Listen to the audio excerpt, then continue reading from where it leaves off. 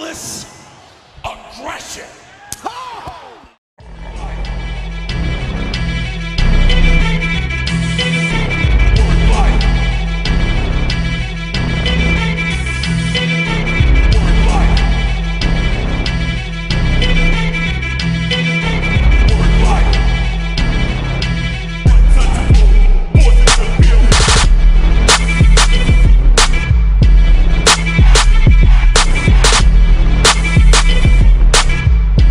Salut à tous, c'est les Catcheux et les Catchix et bienvenue dans ce nouvel épisode de Ruthless Agression. Bon, quoique c'est pas nouvel épisode exactement, mais nouvelle saison. On a pu trouver une solution avec PP Foot pour pouvoir continuer la série. Du coup, cette fois-ci, c'est la saison 2003-2004 avec PP Foot. Comment ça va, PP? Bonjour à toi, bonjour à tous. Ça va très bien, très content de pouvoir se retrouver et continuer cette série et débuter cette nouvelle saison de l'année 2003-2004, de notre période préférée. Moi, je suis chaud comme d'hab, c'est parti. Ah, ok, super. D'ailleurs, sachez que cette saison, vraiment, ça sera assez riche en dingueries de ce qu'on a pu voir et aussi quelques autres surprises que vous découvrirez tout au long. Maintenant, ben, je vais laisser Pépé Foot enchaîner pour parler du Raw du 7 avril 2003. L'Euro du 7 avril 2003, donc c'est l'Euro 2 semaines après WrestleMania, il me semble, hein. Oui. Donc il y a eu un Raw juste après WrestleMania, et puis là on enchaîne par le Raw suivant. Le show en global, là on part un peu avec des superstars qu'on n'avait pas vus depuis longtemps, notamment le Rock. Ouais. Les grands débuts, je crois, non? Les débuts, oui, oui. Les grands débuts de Goldberg la semaine précédente qui a attaqué le Rock. Débuts Donc, légendaires, hein. ouais, les débuts très légendaires. Et puis, en fait, on commence cet épisode de Raw par un recap de ce qui s'est passé la semaine dernière avec l'attaque, les débuts de Goldberg, l'attaque sur le Rock. Et puis, on nous promet aussi également dans le main event un match 2 contre 2 entre Shawn Michaels et Booker T contre Triple H et Chris Jericho. Donc, un show plutôt intéressant en apparence. Donc, on attaque tout de suite par un match féminin. Ça commence directement par un match féminin. Trish Stratus, la championne, qui a gagné, je ne sais plus si elle avait gagné ou conservé le titre à WrestleMania. Elle a Elle avait gagné le gagné, titre à elle a WrestleMania. gagné le D'ailleurs, titre c'est à étonnant WrestleMania. d'avoir un match féminin en opener. En opener, ouais, c'est assez rare pour l'époque. Donc, Trish Stratus contre Jazz. Bon, c'est vrai qu'à l'époque, il n'y a pas non plus énormément de catcheuses qui catchent, hein. C'est toujours les mêmes. On en a Ouais. 3, 4 qui ont des matchs, mais c'est toujours les mêmes. Donc, on a Trish Stratus, la championne, qui va combattre contre Jazz. Trish défend son titre. C'est un match de championnat. J'étais assez étonné que ce soit un match de championnat aussi rapidement après qu'elle ait gagné le titre, mais c'est plutôt pas mal. Le match en soi, bon, il n'est pas très long. Il est intéressant. C'est pas le meilleur match de Tristratus. Jazz, j'ai pas vu non plus énormément de matchs d'elle, même si elle est très très impressionnante physiquement, athlétiquement. C'est un match plutôt sympa. Bon, sans plus, hein, en vrai. On en a vu des meilleurs. Oui, je suis plutôt Euh, d'accord. Ouais, on en a vu des meilleurs. On a Jazz voilà, qui fait parler sa puissance, hein, comme d'habitude. Et Mhm. puis Trish Stratus qui fait beaucoup parler sa souplesse, sa vitesse. Et puis Trish Stratus gagne le match avec son Stratusfaction, mais pour les plus attentifs, bon, pas pour les plus attentifs, c'est clairement évident. L'angle de Bah la oui. caméra se met pile poil à cet endroit-là. On voit qu'au moment du tombé, Jazz avait ses pieds sur la première corde. Elle avait Mhm. un pied sur la première corde. Donc, logiquement, l'arbitre aurait dû Cassel tombé, mais Tristratus gagne quand même. En fait, l'arbitre n'a pas vu. Il a été tourné dans le mauvais sens. Et Tristratus conserve donc sa ceinture. Ouais, fin controversé, ouais, ouais. C'était un match plutôt efficace, hein, bien que court. Et bon, c'est vrai que de nos jours, on est habitué à ce que les champions défendent rarement leur titre ou bien il faut attendre les pay-per-view plusieurs semaines. Mais c'est vrai qu'à l'époque, c'était quelque chose d'assez fréquent. Mais sinon, ouais, le match était sympa. Jazz, il fait parler sa puissance et sa technique. Tristratus, son agilité. De toute manière, il y a de quoi passer un bon moment et avec une fin intrigante pour la suite. Une fin intrigante qui mènera à un segment un peu plus tard dans la soirée. Mhm. Donc, il faut rester attentif. Ensuite, on a un segment, juste après, on retrouve le Rock dans les backstage. Il va voir Eric Bischoff. Bon, il lui dit tout de suite, certes, j'ai battu tout le monde. Voilà, j'ai battu l'Undertaker, j'ai battu Stone Cold Steve Austin, j'ai battu tout le monde. Mais je ne veux pas parler de ça, je ne veux même pas parler de WrestleMania, il veut parler de Goldberg. Il est vénère. Donc, pour lui, c'est un manque de respect total. Lui, c'est une star, hein, évidemment, une star d'Hollywood. Comment Goldberg ose-t-il attaquer notre star d'Hollywood? Ça va pas la tête ou quoi? J'adore cette version du rock, j'adore, déjà. Ah oui, le J'adore. divertissement. J'adore, c'est le divertissement vraiment, vraiment niveau plus. Donc, il est vénère. Bon, Eric Bischoff essaie de le calmer en lui disant, écoute, Goldberg, il n'est pas encore là, mais il est sur la route, il va bientôt arriver. Donc Mhm. là, le Rock lui dit, ok, bah parfait, je vais l'attendre dans le ring, et puis il va voir ce qu'il va voir. Mhm. Bon, ensuite, on enchaîne par un autre segment. Cette fois-ci, on retrouve les nouveaux champions par équipe, Rob Van Dam et Kane dans le vestiaire. Voilà, bon, une petite discussion entre bros, sans plus, bon, c'est pas très intéressant. Kane lui explique en fait qu'après avoir gagné le titre par équipe, il aurait ramené un putois dans sa cave. Bon, je sais pas pourquoi. Bon, RVD le coupe. C'est pas très intéressant ce qu'ils se On disent. va dire qu'il a ses habitudes, hein, bon. Ken a ses propres habitudes. Voilà, on va pas juger. On retrouve juste après, justement, Jazz qui vient de perdre injustement, Mhm. euh, injustement son match de championnat. Il est avec Teddy Long et un certain Rodney Mack. Qui est cet homme? Voilà, qui est Non, cet homme. On va le dire littéralement, plusieurs fois aujourd'hui. Hein. c'est littéralement la question. Même moi, je ne sais pas qui c'est pour te Je dire. ne sais pas qui il est. Voilà. Vraiment, je ne Pour dire connais le pas niveau cet de homme. random du mec. Mais bon, il avait quand même une veste Fat Albert niveau style. J'ai bien aimé. Et c'est tout. Oui, bon, il était avec Teddy Long et en fait, ils proposent tous les deux à enfin, ils proposent, surtout Teddy Long propose à Jazz de rejoindre leur groupe justement pour lutter contre l'injustice raciale, la discrimination Mhm. dont dont ils font face constamment. Ben oui, on veut mettre une sœur à terre, là. Il faut s'unir contre ça. C'est clair. Bah oui, exactement. Ensuite, on va retrouver le Rock, The Rock encore dans le vestiaire, dans les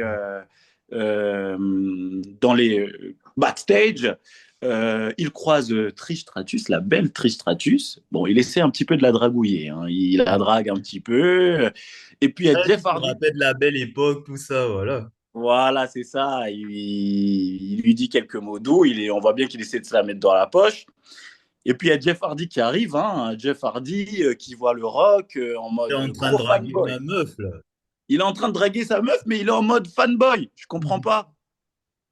Comment un mec drague ta meuf et toi t'es en mode fanboy Il lui demande même de lui signer un autographe. Bon, le Rock évidemment, il refuse.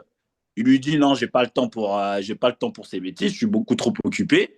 Oui, Et bien Jeff Hardy, sûr. oui, bien sûr, il est bien beaucoup trop occupé. Il veut surtout gérer sa meuf, ouais.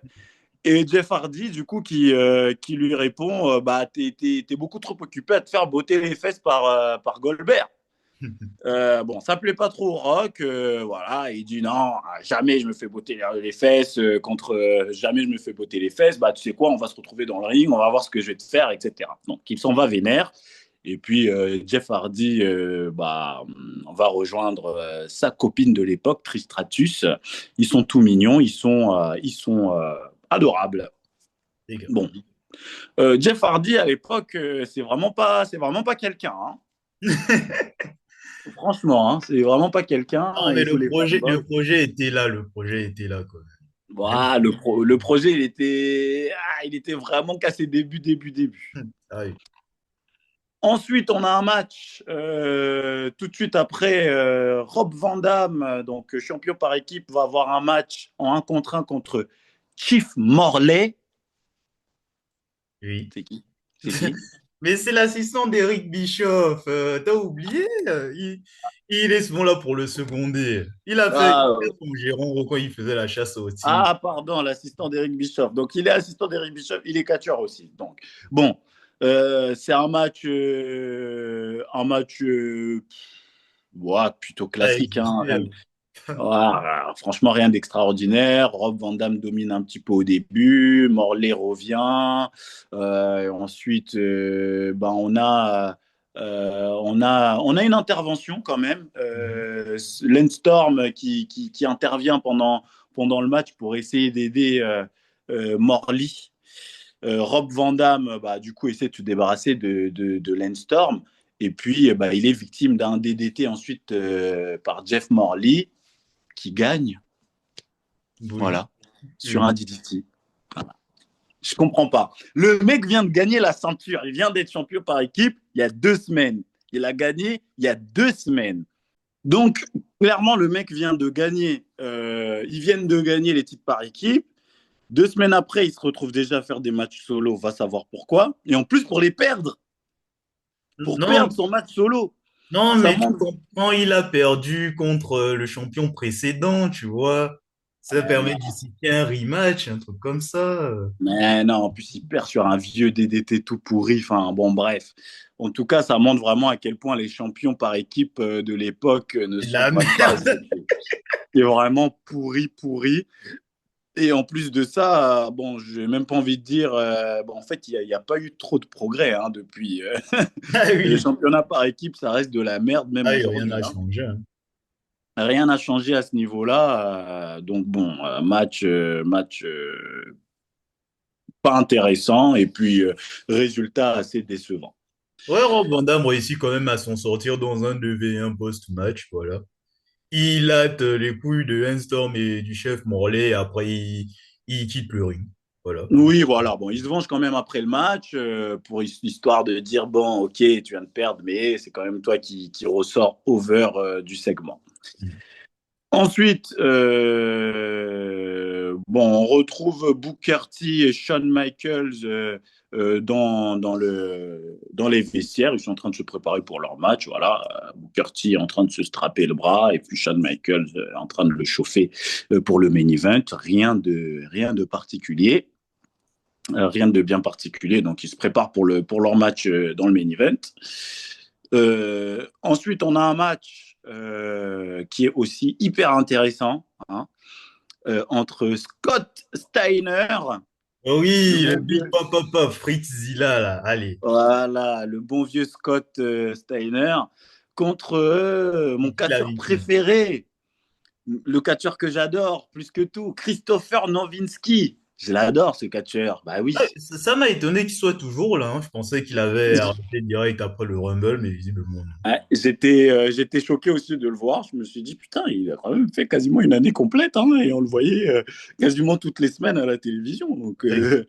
bon, Chris Nowinski donc, combat contre Scott Steiner. Mais bon, avant le match, il prend quand même le temps, évidemment, de critiquer.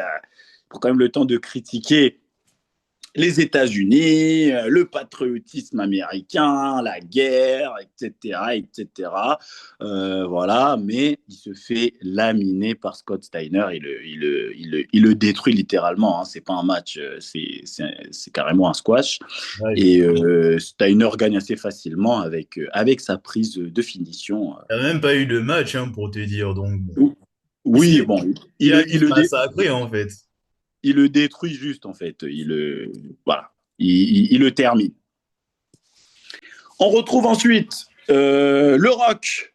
Encore, en fait, c'est lui vraiment le fil rouge de cet épisode de Raw. Donc le Rock, on le retrouve dans le vestiaire cette fois-ci. Il est dérangé entre guillemets, hein, par Christian, qui lui aussi va jouer son fanboy. Il va venir avec le DVD il était en promotion pour son dernier film de l'époque. C'était quoi le Scorpion Ouais, King, je crois. ouais, Comme le ça. roi scorpion, là. Le roi Scorpion, ce fameux film hein, avec le rock et cheveux longs, tout ça. En bref.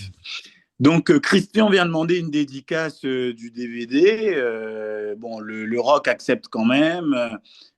Puis, bon, il donne quelques conseils. Il en profite pour donner quelques conseils à Christian, pour essayer de faire avancer sa carrière. Voilà, tu es l'un des mecs les plus talentueux. Tu devrais un peu plus t'imposer. Quand tu rentres dans une pièce, il faut vraiment que tu en imposes. Puis Christian dit que quand même il a remarqué que les fans pensent, et puis tout le monde en général pense, que le Rock a peur de Goldberg. Il a peur de se faire botter le cul par Goldberg. Et le Rock, évidemment, non, il n'a pas peur. Hein. C'est la deuxième personne qui lui dit ça aujourd'hui. On a eu Jeff juste avant, et maintenant Christian qui doute de lui. Voilà, il lui promet de lui montrer que non, il n'a pas du tout peur. Il n'a pas du tout peur de Goldberg. Mais au moins, Christian, il repart avec le DVD dédicacé. Et tu parlais de Jeff Hardy tout à l'heure. Ouais. Lui, au moins, il a son DVD parce que lui, il a vraiment joué les susboules à fond, quoi. Ensuite, justement, Jeff Hardy, dont on parlait, il va se retrouver voilà, dans un match contre le Rock. Bon, le match moyen aussi, il aurait pu être mieux, mais Moyen. euh, Et il était bien, le match. Je te trouve un peu dur, quoi. ouais, je trouve moyen. Bon, Un bon match pour un weekly, quoi. c'est peut-être parce que moi, c'est Jeff Hardy, tu vois. Jeff Hardy contre le Rock, pour moi, je vois ça, un match. Waouh, tu vois, ça doit être un gros C'est match. un match weekly. Mais bon, c'est un jeune Jeff Hardy.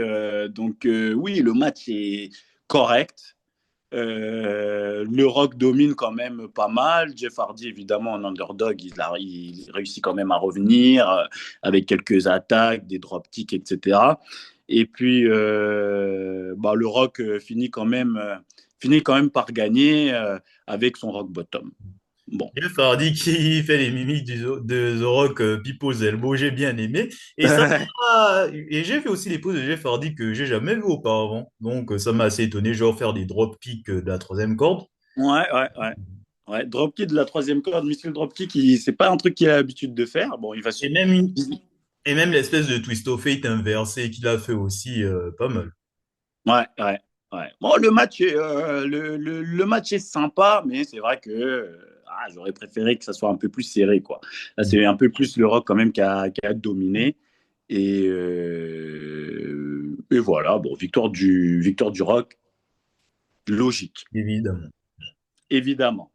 Ensuite, bon, le Rock, après le match, il va pas se démonter, il va pas se dégonfler. Hein. Ah non, non, non, non, non, non. Il va pas se dégonfler. Il va appeler tout de suite Goldberg. Il va dire à Goldberg qu'il est là, qu'il attend dans le ring, il est prêt à lui botter le cul s'il faut. Bon, Goldberg arrive en mode vénère, feu d'artifice, tout ça. Il prend même pas le temps de faire ses petits coups de poing, coups de pied. Non, il enlève direct son bonnet, il enlève sa Ah, il veste. est dans his business, là. Il est prêt à en découdre. Il rentre dans le ring, il y a un face à face. Le Rock prend le micro, il lui dit ah bon, donc voilà, tu veux m'affronter, est-ce qu'on va avoir le plus grand match de tous les temps à Backlash, le Rock contre Goldberg, est-ce que tu es prêt pour ça, est-ce qu'on y va? Non, non, non, non, je veux pas, non, non. Finalement, le Rock qui décline le match et il sort du ring, voilà, il se barre. Bon. il se barre, on comprend pas. Finalement, bon, il joue un peu sa poule mouillée. Le Goldberg reste dans le ring et Christian essaie de l'attaquer par derrière, mais il se fait découper en deux par le spear de Goldberg Les qu'il a meilleurs senti skieurs du venir. business. J'ai bien aimé Braun Casseur une fois, là. Voilà. Bref. Il le découpe, il a senti venir, donc il le découpe juste après. Le Rock en profite pour rentrer en filou dans le ring pour essayer d'attaquer Goldberg. Il attaque Goldberg, il pense et il se met en position ensuite pour le Rock Bottom. En fait, il se Ah, rend non. compte que Goldberg n'a pas du tout été affecté par le petit coup qu'il lui a mis derrière la tête. Il y a un face-à-face, et puis finalement, bah, le Rock préfère fuir, hein, évidemment. Il veut pas se faire encore botter le cul une deuxième fois. C'est vrai Donc, que là, ça n'aide pas à prouver qu'il n'a pas peur de Goldberg, hein, bah, lui qui avait promis à tout le monde qu'il allait leur montrer qu'il n'a pas peur de lui, mais au contraire, bah, finalement, c'est Goldberg qui reste dans le ring et le Rock qui fuit un petit peu, quoi. On retrouve ensuite, juste après, Kane contre les Dudley Boys dans un match handicap.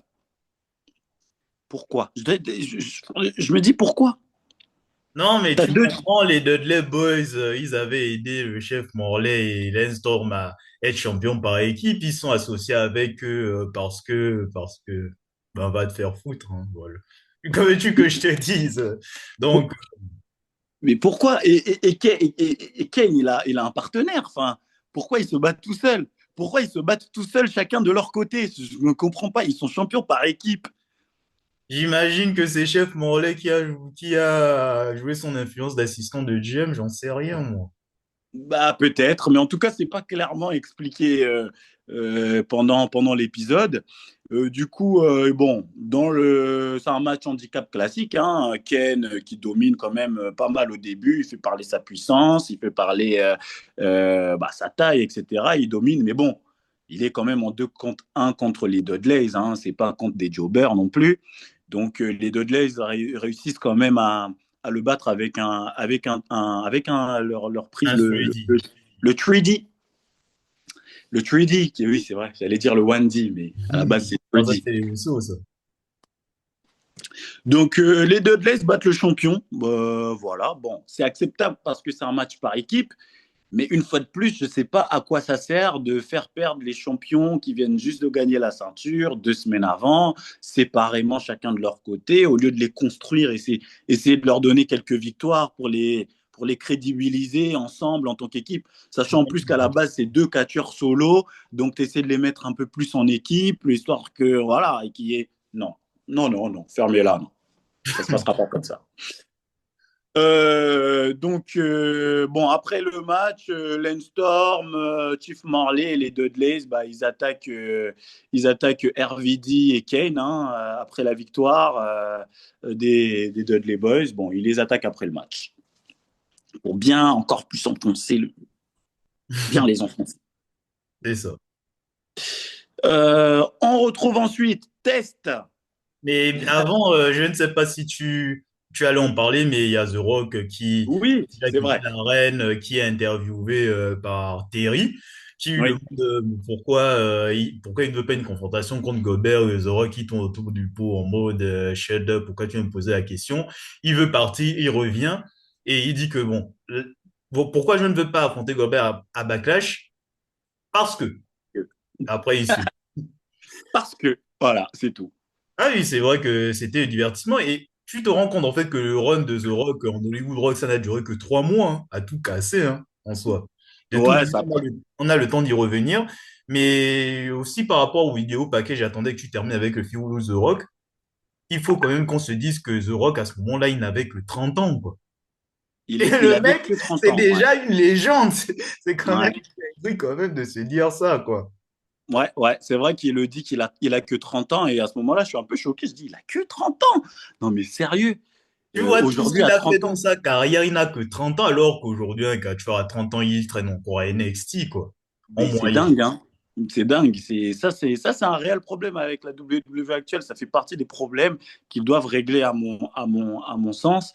Hmm. Mais c'est vrai que là, le Rock, à 30 ans, il a déjà été champion du monde, il a déjà main eventé WrestleMania, il a déjà battu Stone Cold Steve Austin, il a déjà battu l'Undertaker, il a déjà tout fait. Bah oui, c'est ça. Il avait que 30 ans.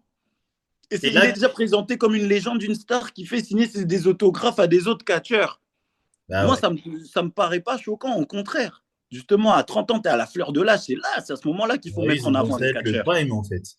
Là, tu te rends compte que qu'à cette époque-là, les standards étaient très hauts, quoi. Mais bon, on va dire que bon, le catch a changé, hein. Bah oui, Le catch a changé. Le game a changé, comme dira le ça. game a changé. Si tu n'as pas 15 ans de carrière et déjà plus de 38 ans passés, tu ne risques pas de toucher la ceinture mondiale. Aujourd'hui, c'est comme ça. Bon, on verra, peut-être qu'il y aura des exceptions prochainement avec les Braun Breakers, avec les Obafemi, tout ça, on va voir. Bon. Ouais. En tout cas, bon, juste après du coup ce segment, on retrouve du coup Test dans le vestiaire avec Goldust. Bon, Ton catcheur préféré aussi. mon catcheur préféré, mais cette fois-ci, j'ai quand même bien aimé. J'ai bien aimé le segment, j'ai trouvé assez divertissant. Test se plaint en fait que Goldust la semaine dernière, il a un petit peu grillé quoi auprès de sa meuf, Stacy, qui blur, hein, c'est ça. Oui. Il a un petit peu grillé parce que apparemment il aurait été en train de lire les magazines un peu hot dans lesquels on voit Tori Wilson. Donc Stacy ne veut plus lui parler, il veut même plus, voilà quoi, il veut même plus. Bon, il se plaint parce qu'il n'a Ouais, pas t'as mon goût depuis une capté. semaine, voilà. Ça fait une semaine, il n'a pas mon goût, il n'en peut plus, il demande à Goldust de lui gérer la situation et de se porter garant pour lui et de dire que tout ce qu'il a dit, c'était faux. Du coup, Stacy arrive, quelques temps, juste après la pub, Stacy arrive dans le vestiaire. Bon, Goldust, il dit non, mais c'est faux. Il a jamais, voilà, il a jamais été au téléphone avec Tori Wilson. Il a jamais regardé les magazines avec elle. Il t'aime toi, il pense qu'à toi, etc. Dans un premier temps, ça marche. Et puis, je me rends compte en fait que Goldust, il a des tocs. Il a des tocs, je crois. Il lâche des mots sans vouloir. Et il dit regarde dans le sac, dans le sac, dans le sac, il y a des magazines. Et du coup, Stacy Kibler, elle voit qu'il y avait un sac là, posé dans le vestiaire. Elle vient, elle ouvre, elle voit des magazines. Mais ça va, c'était les premiers magazines. C'était les magazines avec Goldberg. Goldberg à l'affiche. Donc, elle est sur le point de prendre le magazine, mais Test lui arrache le magazine des mains en disant non mais c'est mon dernier c'est mon magazine regarde avec Goldberg, tu vois il n'y a rien de bizarre, c'est Goldberg dessus. Et puis bah Goldust, c'est toi qui continue, il lâche fausse couverture, c'est une fausse couverture. Quoi, c'est une fausse couverture, dit Stacy. Elle lui arrache le magazine des mains, elle se rend compte en fait que c'était une fausse couverture et qu'en dessous il y avait le magazine Playboy avec Tori Wilson à l'affiche. Et là, bah, forcément, ça la fout mal.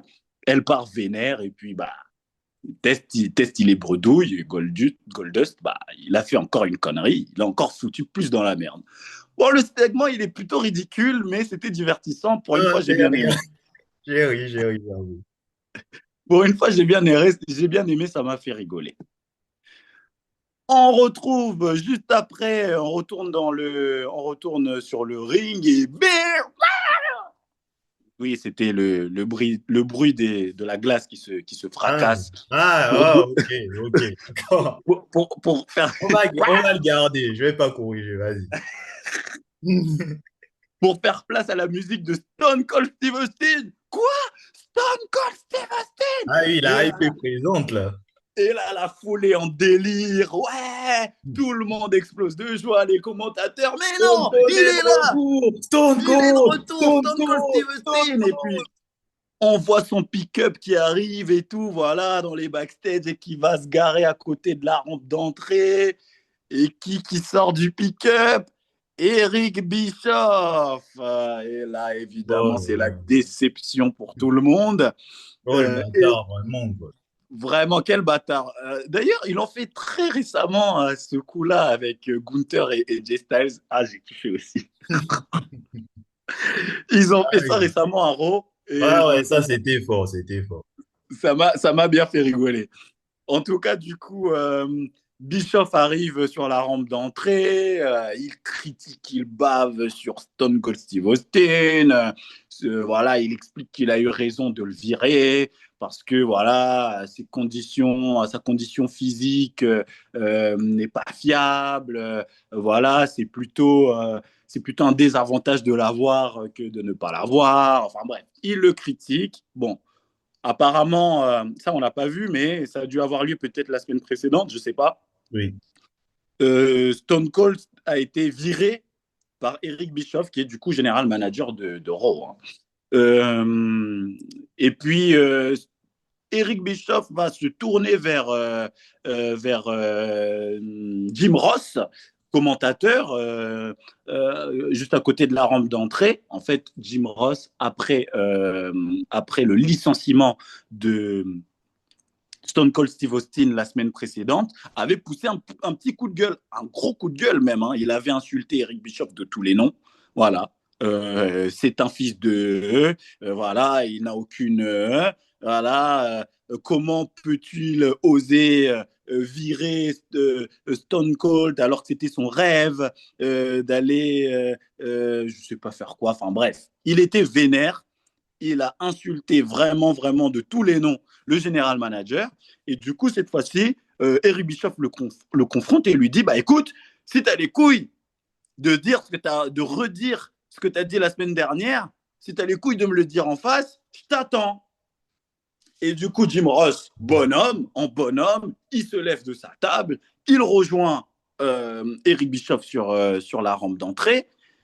Et là, bon, on entend Jerry King Lawler qui dit non, vas-y, excuse-toi, on n'en parle plus, excuse-toi. Ah bah non, Jim Ross est un homme de principe, ok. Il a Ah, il va dit, défendre son pote jusqu'au bout. il défend son pote jusqu'au bout. Il a dit, écoute, ce que j'ai dit la semaine dernière, j'assume, je pensais chaque mot de ce que j'ai dit. Et Boum, s'il faut le redire, je le redis. boum. T'es qu'une fiotte. Et tu vois ton boulot de merde, tu peux te le foutre où je pense parce que je démissionne. Ah oui, masterclass de Jim Ross. Masterclass de Jim Ross qui laisse Bischoff un petit peu comme ça, vénère. Il était vénère. Écoute, quoi? Tu démissionnes? Tu ne peux pas démissionner. Tu ne peux pas démissionner parce que t'es viré. T'es viré. Ouais, Ouais, ça bah, doit être ça, on ouais. connaît le coach du patron qui n'a pas eu l'occasion de virer son employé parce que l'employé a démissionné, mais par fierté, il va quand même dire qu'il a viré. Voilà. C'est ça. Donc Jim Ross s'en va la tête haute comme un vrai bonhomme. Ah oui, vraiment, j'ai bien aimé ce segment-là et plutôt intrigué pour la suite, hein. Parce Exactement. qu'il y aura une suite. Il y J'espère. aura une suite, sûrement les semaines suivantes.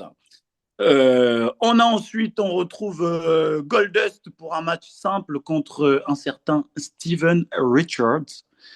Voilà le Je, chéri de Victoria. Rien à je ne, foutre. voilà, je ne sais pas qui il est, mais je m'en fiche de ce match. Goldust gagne sur un Power Slam. Ah oui, Pas, rien à foutre, hein. pas grand-chose à dire. Il y a Victoria qui a voulu sortir une chaise pour aider Steven Richard. Bon, Goldust a quand même gagné. Mais j'ai bien aimé l'après-match où Goldust a pris la tête des deux et les a cognés. C'est mon cox. Ouais. Bon, ça va, ça a amusé, mais c'est tout, quoi. Goldust commence un peu, voilà, ça commence à prendre un peu. Voilà. Ça a pris Ah, du temps, ah mais oui. ça commence à prendre. Enfin, tu vois la lumière. Je suis ravi. Ouais, petit à petit, en fait. Faut vraiment être second degré avec Goldust, en fait. Ensuite, on retrouve dans les vestiaires Ric Flair, qui rejoint du coup Triple H et Chris Jericho. Non, mais Chris Jericho, j'en peux plus, hein, de son look là. Encore ça, c'est une espèce de, alors, c'est une espèce de barbichette enroulée comme ça. Tu le vois en plus, tu vois le Edge sérieux en face. Tu es là seulement lui, il a un petit sourire dans le coin. Le mec vraiment, il a la tête de quelqu'un qu'on a envie de gifler, quoi. Mais après, au moins, il joue bien son rôle, hein, je peux Il pas. joue très bien son rôle, ouais. Ça, Il mais joue il très bien son rôle. Il a cette tête de cette petite fuine que tu as envie de tarter, en fait. Et quand je vois, j'adore il ça, en fait. m'énerve seulement, quoi. Et du coup, bon, rien de spécial, hein. Flair fait un petit peu, fait un petit peu le grand frère. Il demande à Chris Jericho de bien coopérer, de laisser Triple H prendre le lead pendant le match, etc., etc. Mais rien de bien particulier, rien de bien particulier à dire sur ce segment.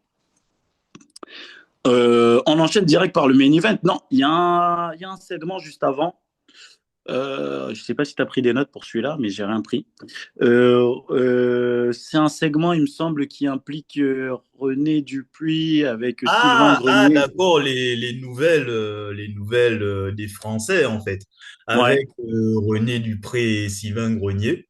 Du coup, ben, ils se présentent et ils reprochent un peu aux Américains de les critiquer parce qu'ils sont Français, parce qu'ils ont une mentalité différente, que n'ayez pas peur, on arrive, ouais.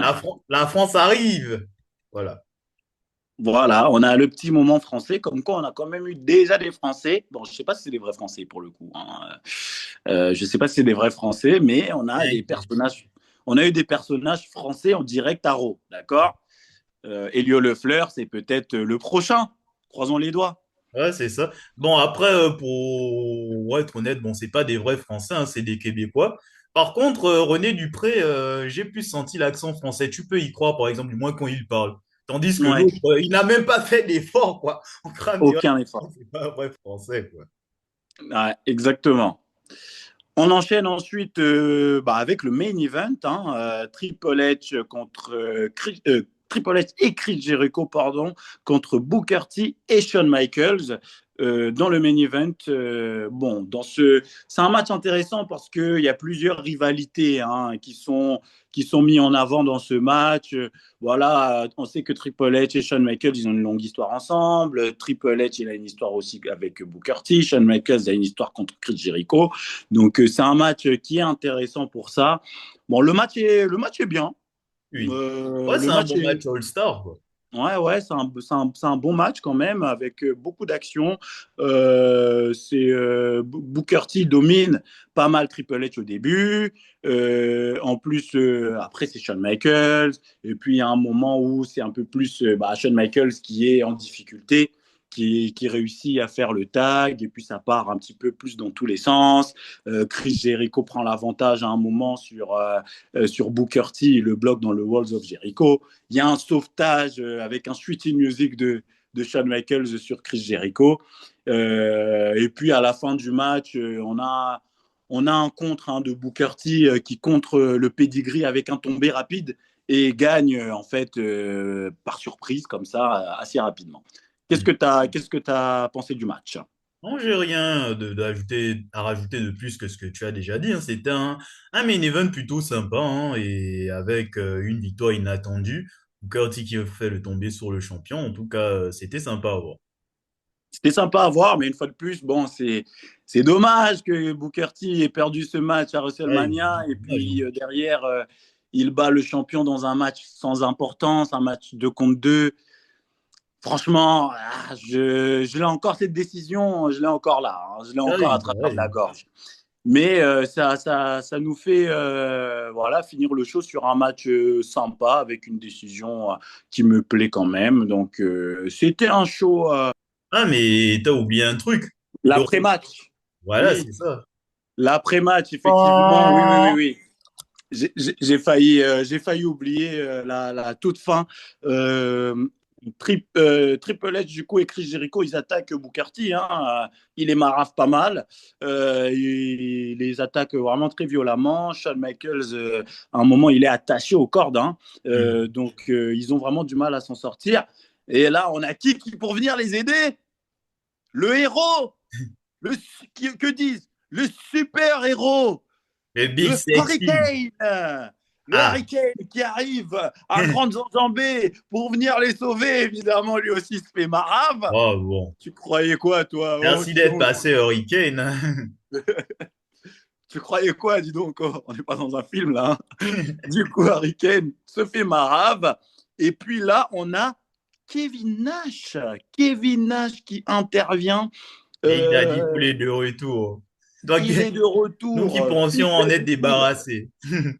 Big Daddy Cool est de retour, il arrive et fait fuir du coup, il fait fuir Triple H avec une chaise. Voilà, retour de Big Daddy Cool après son passage, je pense, à la WCW. Hein. Non, Euh, même avec la NWO, là, en début Ah de oui, la saison. NWO version WWE qui était Voilà, vraiment à chier, oui. ouais, faut le dire. Il fait son grand retour pour faire fuir Triple H et Chris Jericho, voilà. Et puis bah là, on a une vraie fin de show. C'est ça. Verdict, qu'as-tu pensé de ce show?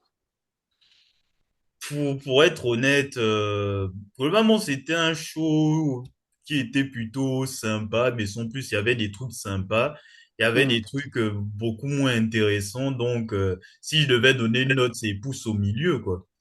Il y Pousse a au milieu. peut-être le main event qui est intriguant, l'opener qui était bien.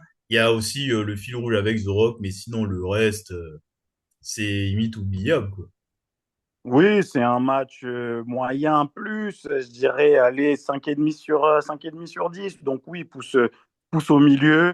Il y a eu des choses intéressantes. Le fil rouge avec le rock, c'est extrêmement divertissant. Il est vraiment... Franchement, il faut le dire, il faut mettre l'accent parce que des fois, on a beaucoup retenu, bon, le Final Boss, on est resté sur plutôt une bonne image, mais on a toute cette image de le rock version 2013, 2014, 2015, 2016. On n'en pouvait plus de voir sa gueule. Jusqu'en Ouais. 2000, on n'en pouvait plus de voir sa gueule. Mais là, on revient en 2003, on voit vraiment quel GOAT il était. Quoi. Il Mhm. était vraiment, c'était vraiment quelqu'un très marrant, très divertissant. Ces matchs, même s'ils ne sont pas extraordinaires, sont toujours fun à regarder. Ouais. Les rivalités sont cool aussi. Donc, le Rock, c'est la grande star évidemment de ce show. Après, on a quelques trucs plutôt marrants, plutôt sympas, avec le Goldust qui m'a fait rire. Mais dans l'ensemble, il n'y avait rien d'extraordinaire. Il y avait Donc, aussi le truc avec Steve, avec Eric Bischoff et Jay oui, White c'était aussi qui était voilà, ça bien. c'était pas trop mal aussi, ouais, pas trop mal. Mais sinon, oui, ça reste un show plutôt moyen, mais néanmoins quand même assez divertissant. C'est ça. Bon, ben, sur ce, on va transiter à SmackDown, à Chicago, Illinois, et dont les premières images sont une promo de Vince et Hogan. On nous remontre en fait la promo qu'il y a eu il y a à peu près la semaine dernière, et où Vince McMahon a dit qu'il a trouvé un moyen de mettre fin à la Hulkamania. Suivez mon regard, on le verra à cet épisode.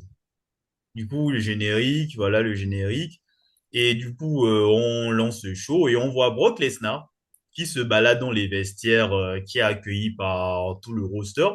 On voit d'ailleurs Mister Kennedy qui faisait partie des randoms qu'il accueille. Très étonnant de Mhm. voir à ce moment-là. Et ton meilleur ami. Et aussi, vraiment, l'image suivante, on peut se dire Dame! Parce que Brock Tu l'as Lesnar, pas remarqué? Tu l'as remarqué? Celui qui était avec, enfin celui qu'on aperçoit aussi parmi les figurants. ah non, non, ça, j'ai pas remarqué. Tu l'as pas vu ton meilleur ami? Là, Celui qui vient de Chicago? ah, oh, Il y a Punk, il était parmi les figurants. J'avais Bon, même, j'avais même pas remarqué, j'avais même pas il est remarqué. méconnaissable, mais on le voit, oui, on l'entrevoit un petit peu. Voilà. Ah Allez. oui, il était déjà là pour nous emmerder. Bon, passons, passons à ce random-là. Du coup, le plus intéressant, c'est que Brock Lesnar, il a signé son autographe sur les mails d'une petite. Voilà. Vraiment bien à l'aise, voilà.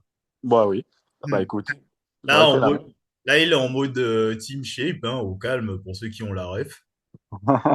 Et on nous annonce qu'il y aura le, le dream match d'une vie. Un match qu'on attendait depuis des mois. Un match légendaire, incoming. Un match champion versus champion. Brock Lesnar, champion WWE, contre Matt Hardy, champion cruiserweight. On nous a teasé la chose depuis des mois. Donc là, on s'impatiente de voir ce que cette confrontation de titans va donner. Là, j'imagine que le niveau de hype que tu as là, mon cher Pépé Foot. Ah ouais, je suis hyper hypé, ouais. Mais juste avant, on nous annonce aussi, on nous annonce aussi les demi-finales du tournoi pour affronter Brock Lesnar à Backlash. Du coup, on aura l'Undertaker contre John Cena et Chris Benoit contre Rhino, plus le retour du Piper Spitz depuis 14 ans. Bon, j'ai hâte. J'ai hâte de revoir. J'ai hâte de le revoir. Ouais. Du coup, on attend même, j'imaginais que c'était dans mes neveux, mais même pas en fait. C'est directement le match Direct. d'ouverture, champion versus champion, le champion WWE, le Net Big Thing, Brock Lesnar, bien acclamé par Chicago, le visage de la compagnie. Je vais dire la vérité sur Brock Lesnar à un moment donné là. Pendant la saison là, je vais commencer à parler. Il est un peu tôt, mais je vais commencer à parler. Parce que l'histoire de Brock Lesnar, visage de la compagnie là, if I speak. Et ça sera pas pour maintenant. Du coup, il affrontera Matt Hardy, du coup, accompagné de son mignon Shannon Moore. Et d'ailleurs, nouvelle description Skyblog, son livre a été nommé best-seller dans le New York Times. Soi-disant. C'est là que j'apprends qu'il a écrit un livre, d'accord? Et aussi qu'il a le plus long règne de champion de SmackDown. Bon, ben, bravo à lui, hein. Écoute, que veux-tu que je te dise?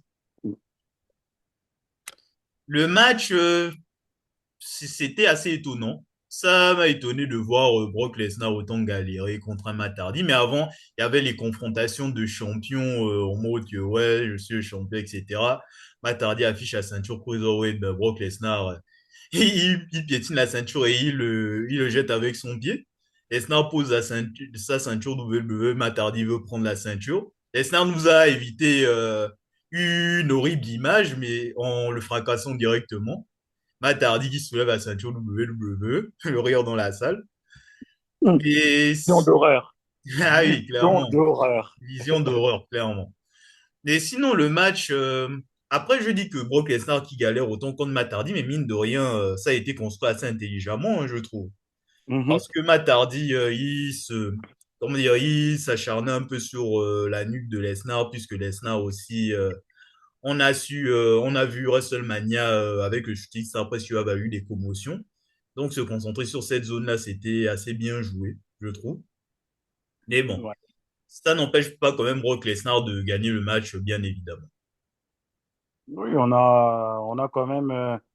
Bon, Shannon Moore essaye un petit peu. Voilà, il essaie un petit peu de distraire Brock Lesnar ici et là. Voilà, ça permet à Matt de prendre de temps en temps l'avantage sur le Ouais, il lui a match. donné un coup de ceinture pour avoir un premier avantage. Ensuite, s'est concentré sur la nuque de Lesnar. Ouais, bien joué. Ouais, bah sinon, à part ça, bah, Lesnar gagne assez logiquement, hein. Après, bon, champion cruiserweight, tu perds contre Brock Lesnar, c'est pas très grave. Ah oui, c'est ça. Sort même bien. D'ailleurs, je l'ai pas dit à WrestleMania, mais je pense que si le shooting star press de Brock Lesnar, il avait réussi, je pense pas que ce match aurait été aussi iconique hein, contre Kurt Angle. T'en penses quoi? Bah, on s'en rappelle, c'est le gros truc dont on se rappelle dans ce match, en fait. Ouais, ouais, ouais. C'est le shooting star press raté. Hmm. Donc oui, je pense pas il aurait été iconique, mais pas à ce point. Ouais, En fait, ouais. ça nous a vraiment montré à quel point Brock Lesnar est une bête, même dans la vraie vie, quoi. Ah oui, C'est, clairement. ça l'a aidé à encore plus être crédible, en Hmm. vrai. Ne pas mourir, parce que là, clairement, il aurait pu Ah mourir. oui, clairement. Ne pas mourir après un tel accident, faut vraiment être un animal. Ah oui, clairement. Hein. Bon, dommage que ça soit la première et la dernière fois qu'on le voit tenter ça. Mais bon, Ouais, je pense ça que ça l'a appartient à vacciné. l'histoire, quoi. Juste après, on nous montre les archives du Piper Spit hein, pour nous hype le talk show et les pics coups de noix de coco que Roddy Piper a posé sur Jimmy Snuka. De toute manière, on a le temps d'y revenir. On nous remontre la promo entre Vince McMahon et Hulk Hogan, où Vince fait mine de s'excuser et il veut faire la paix avec Hulk Hogan, montre que ouais, Hulk Hogan, c'est toi le vrai, le Hulkamania, voilà, j'ai eu tort. Est-ce qu'on ferait pas la paix? Bon, Hulk Hogan, il se méfie un peu. Vince veut quitter le ring, mais Hulk Hogan il dit que, écoute, brother, si t'es vraiment sincère, je veux bien te serrer la main. Ensuite, il se serre la main et tout, voilà. Et au moment, on s'est dit que voilà, c'est fini, mais au moment de repartir, Vince McMahon annonce qui sait comment tuer la Hulkamania. Que, en vrai, bon, lui, même quand il perd, en fait, il gagne. Et du coup, la solution qu'il a trouvée, c'est qu'il décide de geler le contrat de Hulk Hogan. Donc, pour ceux qui ne comprennent pas, ça veut dire que Hulk Hogan, il ne sera pas actif au boulot, qu'il va rester sous contrat, mais il sera payé à rester chez lui jusqu'à la fin de son contrat, en fait. Donc, au moins, ça permet de laisser le temps aux gens d'oublier De progressivement l'oublier. Hogan. Voilà. C'est machiavélique. Vince Ah McMahon oui, en mode machiavélique comme d'habitude.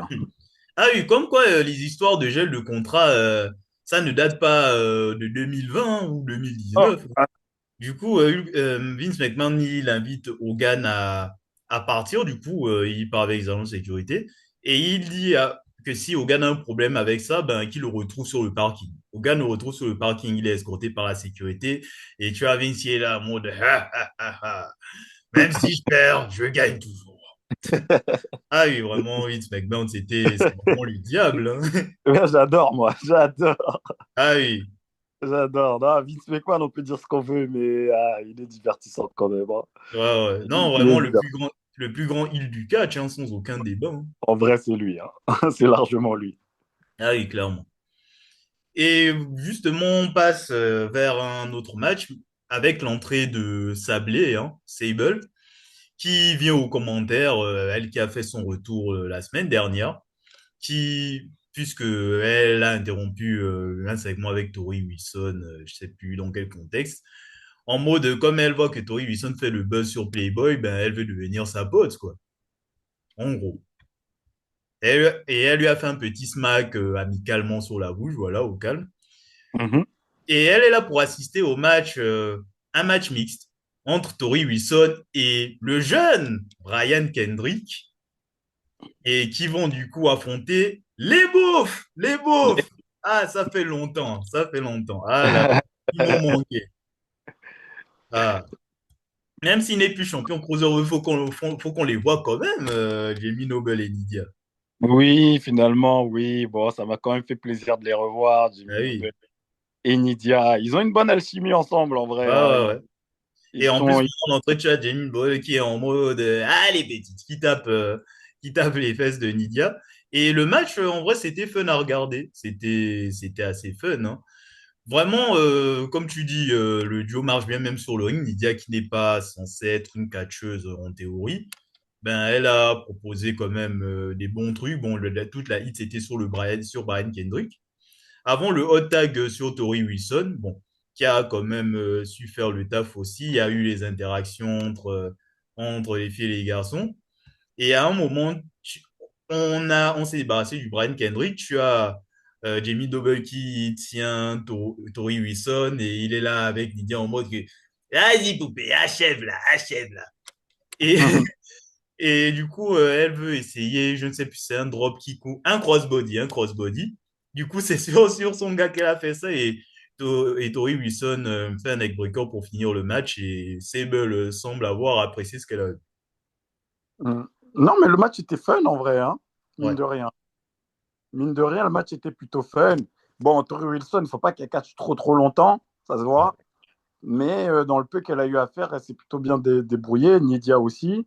Bon, après, les deux qui ont vraiment tenu le match, c'est Jamie Noble et Brian Kendrick, c'est des spécialistes. Ouais. Et surtout, Euh, Jamie Doble, là, je réalise de plus en plus son talent dans le ring, hein. En fait, ouais. j'arrive à être surpris à chaque fois que je le vois catcher. C'est fou, hein. Oui, non, mais ouais, non, mais il était bon dans le ring en vrai. Donc, Hmm. ouais, un match plutôt sympa. Ouais, ouais.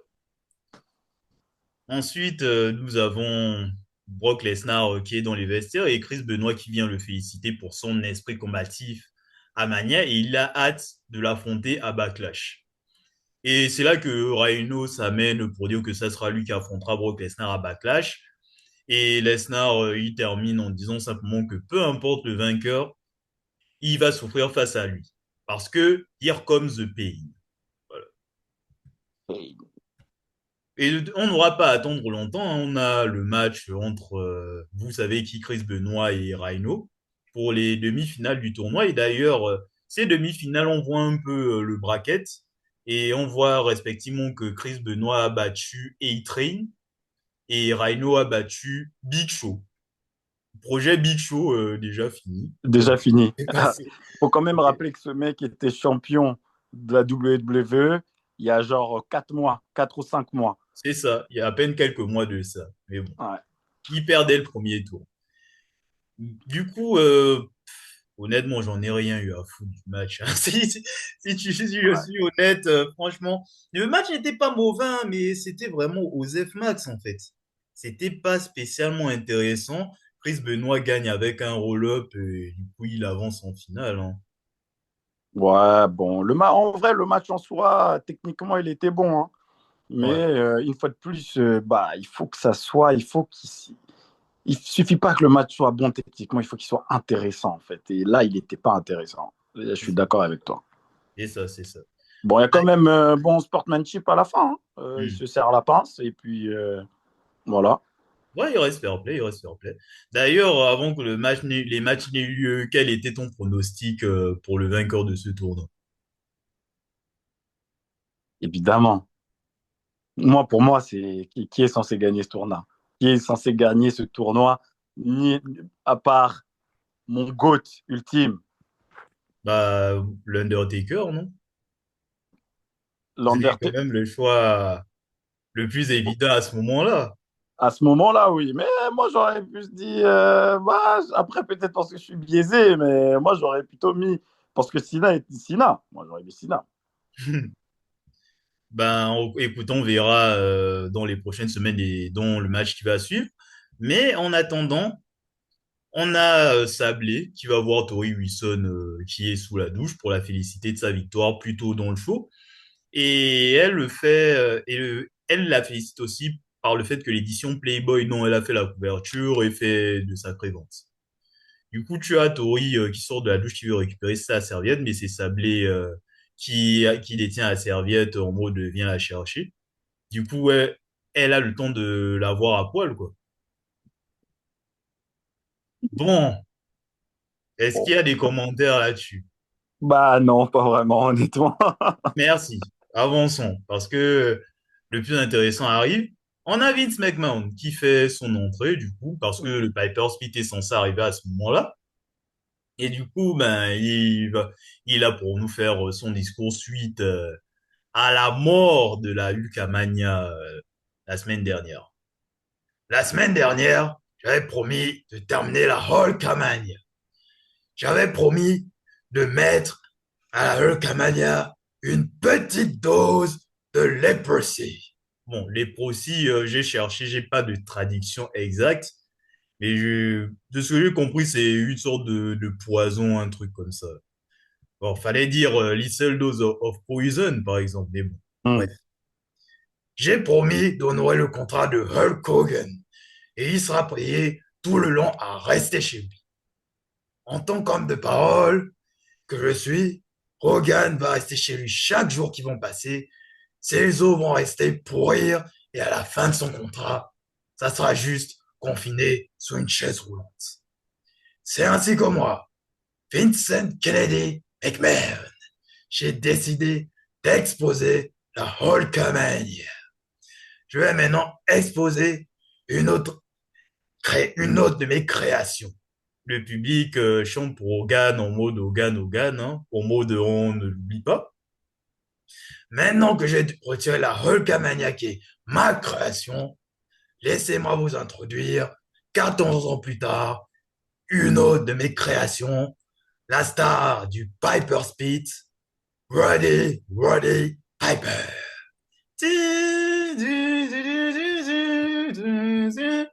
L'entrée de Roddy Piper sur la cornemuse, tu connais, voilà. Et du coup, maintenant, voici l'invité spécial du Hot Rod, moi-même. Et tu vois Vince qui veut serrer la main de Piper et Piper, il est là, il examine un peu la main de Vince McMahon et il lui dit que, mais attends, tes doigts sont très petits, hein, Vince. Est-ce que tu sais ce que les femmes pensent de ça? Oh, voilà, mais remettre en question la virilité du mec. Mais laisse-moi te dire les choses très clairement. Personne, je dis bien personne, n'est propriétaire de Roddy Piper. Personne, je dis bien personne, n'a créé le Piper Speed à part moi et mes tripes. Ça n'a rien à voir avec toi. Tu ne joues pas avec moi. Oula, il est très énervé, Roddy Piper d'entrée de jeu. Ça sent l'embrouille là.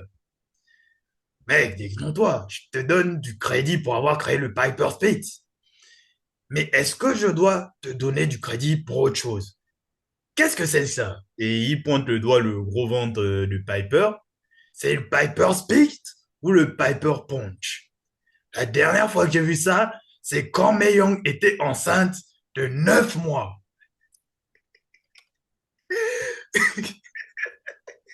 Elle en a Il est sorti hilarant. une main et toi, tu sembles attendre des jumeaux. Bon, spoiler, les mecs vont passer les prochaines minutes à s'envoyer des fiances. Donc, attendez-vous à plusieurs vannes. Là, je sens Pépé Foot déjà, ils sent la chose venir. Ce qui doit sortir sous la jupe du Hot Rod doit être quelque chose de flat. No offense, faudra pas te mettre dans tous tes états et penser à me botter le cul. Mais pourquoi pas m'embrasser le cul? Calmez-vous, la foule. Vous connaissez les règles. Il y a un club qui s'appelle le Kiss My Ice Club, dont je suis le président. Dans ces premiers instants-là, qu'est-ce que tu penses? Comment tu sentais la chose arriver, là? Je suis. En vrai, bon, à ce moment-là, je me dis, bon, il est marrant le segment, comment ça va se terminer? Ah oui, là, on attend maintenant le répondant de Roddy Piper et du coup, ça arrive. Excuse-moi, Vince, j'ai des enfants, je vais pas faire ça. Mais si tu t'asseyais pendant que je te balance mes quatre vérités devant tout le monde. Notre créateur à tous, c'est ton This is Your Life, Vince. Tu as commencé avec presque rien, puis t'es devenu promoteur de la rock and roll. Et t'as créé quoi exactement? Ah oui, non, non, vas-y, dis le plus fort. Ah oui, rien du tout. Ensuite, t'as créé une compagnie de bodybuilding. Incroyable! Quelle bonne idée! Je me demande bien comment elle a fini cette compagnie. Ensuite, tu as voulu te mettre en football. N'est-il pas? Une compagnie qui s'appelait la XFL. C'était incroyable, n'est-ce pas? Parce que oui, tu as essayé la même chose 20 ans plus tard et on sait comment ça a fini. Bon, ça, c'est moi qui dis, hein, c'est pas Roddy Piper. Pour ceux qui ne sont pas suivis. Ouais, c'est vrai qu'il a essayé de la ressusciter récemment, mais ça a Voilà. tout. Donc, la seule chose que tu as réussi à créer, c'est tout ce que ton père t'a donné. Junior, bah oui, parce que c'est quand même Vince McMahon Junior, faut pas oublier, hein. Hum. Parce que même son nom, c'est pas de lui à proprement parler. Donc, il expose un peu la fraude qu'est le mythe que Vince a créé le catch. Voilà. Comme quoi, Vince lui-même, il assumait clairement, hein, parce qu'il y a des spécialistes de catch qui sont en mode ouais, Vince n'a rien créé comme si c'était une nouveauté, alors que le mec l'assumait clairement 20 ans avant, quoi. Mhm. Passons. Et puis même là, en faisant ce segment, il l'assume encore plus. Ah oui, clairement, hein. Donc, comme quand on n'apprend rien et Vince, et il n'y a pas de révisionnisme en soi, hein. Vince, bon, il a continué son discours pendant des années, mais c'est plus pour le troll être dans la gimmick, quoi. Hum. Donc, c'est un peu ça. Donc, Vince, il faut qu'il réponde quand même à tous ces termes, mais avant, les deux se lèvent et ils admettent qu'ils ne peuvent pas se tolérer. Mais ils ont un truc en commun, c'est leur haine pour Hulk Hogan. On arrive enfin au sujet après plus de 5 minutes à s'envoyer de la chiasse au visage. Bon. Et du coup, Piper valide que Vince a créé la Hulkamania et que sans ça, Hogan ne serait rien. Que Vince a créé tout ce qui tourne autour de Hogan et son crâne chauve. Je te déteste, Hulk Hogan. Je te déteste aussi, Vince. Du coup, Vince, il dit que Roddy, les biens sur mes lèvres. T'es un fils de plage. Et Roddy retire sa veste en mode il va se battre et il dit simplement que je m'y connais en fils de plage et c'est toi. Et les deux se serrent la main. Qu'as-tu pensé du segment globalement? Non, avant que tu me dises ce que tu en penses, il faut quand même qu'on arrive jusqu'à la fin. Quand même, quand même. Du coup, les deux se serrent la main, musique de Vince McMahon, et Vince repart dans les backstage et tu as Roddy Piper qui lui rappelle quand même que Hogan lui a lavé le cul à Mania. Histoire quand même d'avoir le dernier mot et balancer un dernier scud au cher Vince. Juste après, Rikishi fait son entrée. J'ai noté hors sujet total. Ouais, J'étais en mode, mais qu'est-ce qu'il vient faire dans l'histoire en fait? C'est quoi le rapport? avec une noix de coco en plus. Ouais. Et Rikishi, il vient expliquer que, bon, Roddy, je me rappelle de ce que tu as fait à Jimmy Superfly Snuka, le coup de noix de coco, je suis là pour venger mon frère ou mon cousin ou mon père. Je ne sais même pas comment ils s'organisent dans leur lignée de Samoan, là. Bref, il est là pour venger la MIF. Et tu as Sean O'Hare qui attaque Rikishi et qui tient le mec pour aider Roddy Piper à lui mettre un coup de noix de coco pour terminer le segment. Là, tu peux parler maintenant. Bah écoute, en fait, dans ce segment, on a eu un peu tout et n'importe quoi. Oui, On a eu tout et n'importe quoi. Ça a plutôt bien commencé, j'ai kiffé le début. oui.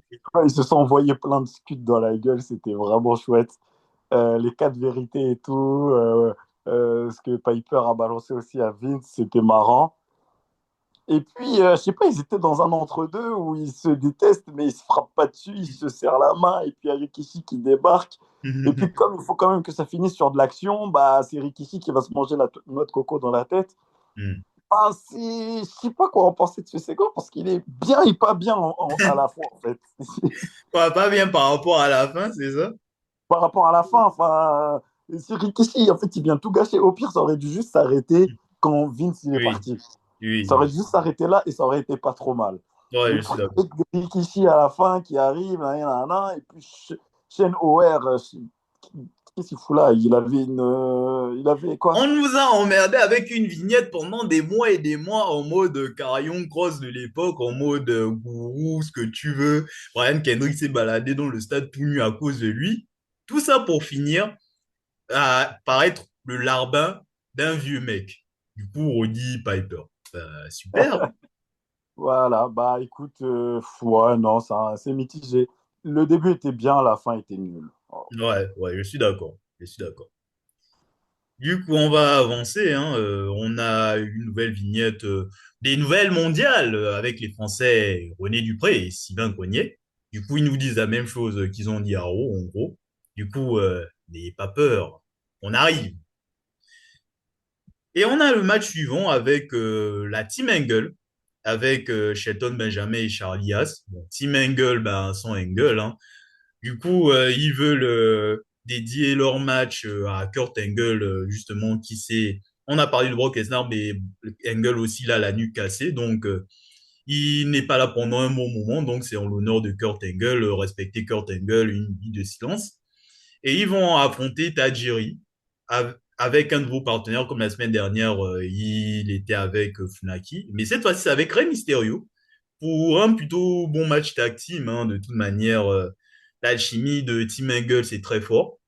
Mhm. Avec Rey Mysterio et Tajiri aussi qui ont proposé de bonnes choses. Tajiri, j'aime bien ses strikes aussi. Pour la victoire des fils.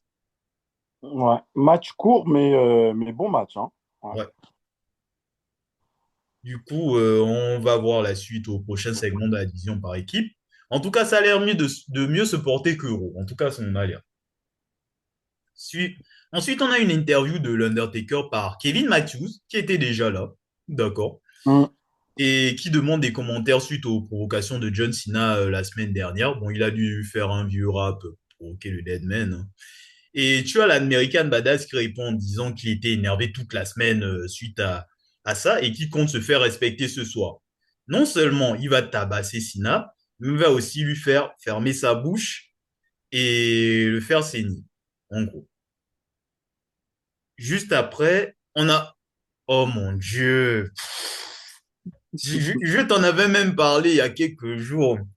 Là, je me disais que le main event allait arriver, tu vois. Et tu as Euh, un entre-deux. Tu euh, as Bill de Motte contre Nathan. Nathan Jones. Oh, Et, putain. Oh. Mais pourquoi en fait?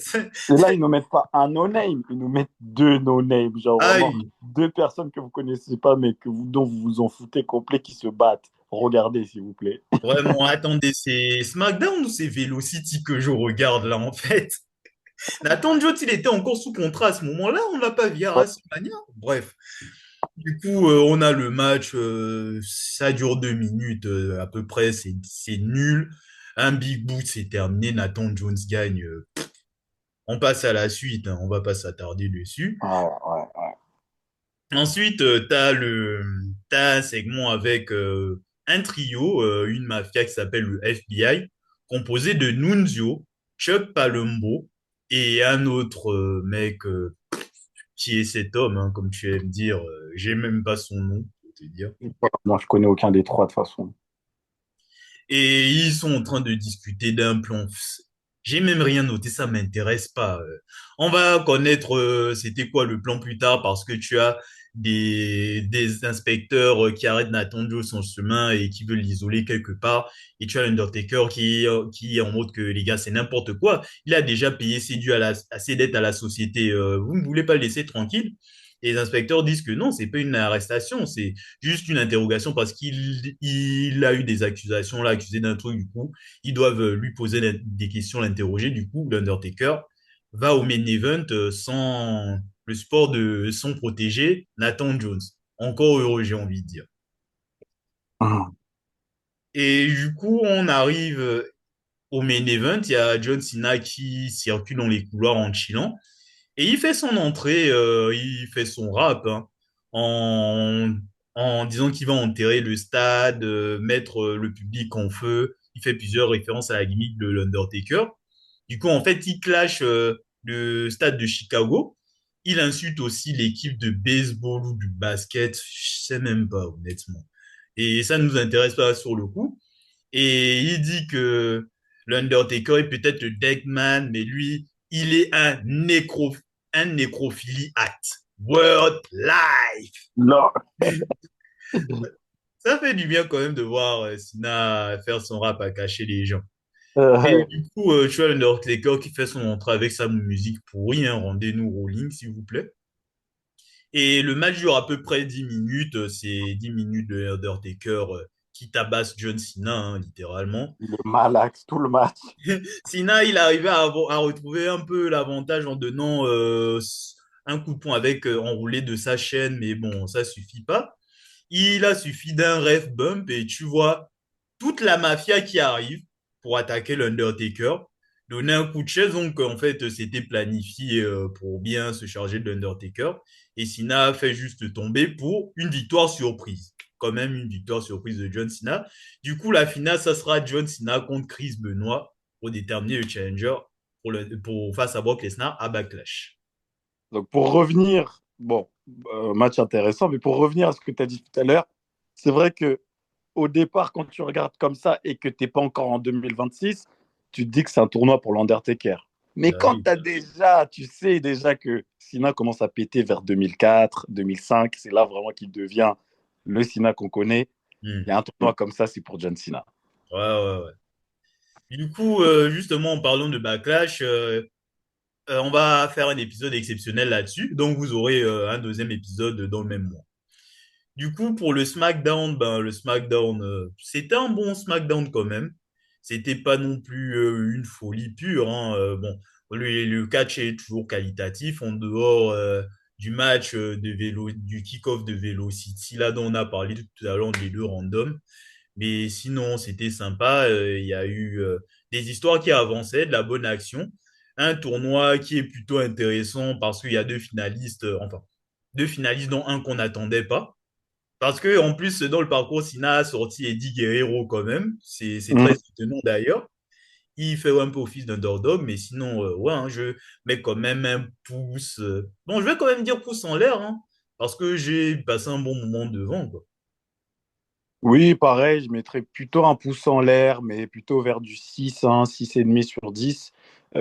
C'était quand même chouette. Bon, le catch reste plutôt qualitatif, toujours à SmackDown de toute façon à cette époque-là. Il y a quelques segments un peu. Voilà. Et un match où on se dit, bah, pourquoi ce match franchement, il y a certains matchs, enfin, surtout notamment, je pense au Nathan Jones contre Bill DeMott. C'est voilà. Mais sinon, le show en lui-même, il était plutôt bien. Ouais, ouais. Ouais, je suis plutôt d'accord, hein. Du coup, sur ces belles paroles, c'est là qu'on va arrêter l'épisode.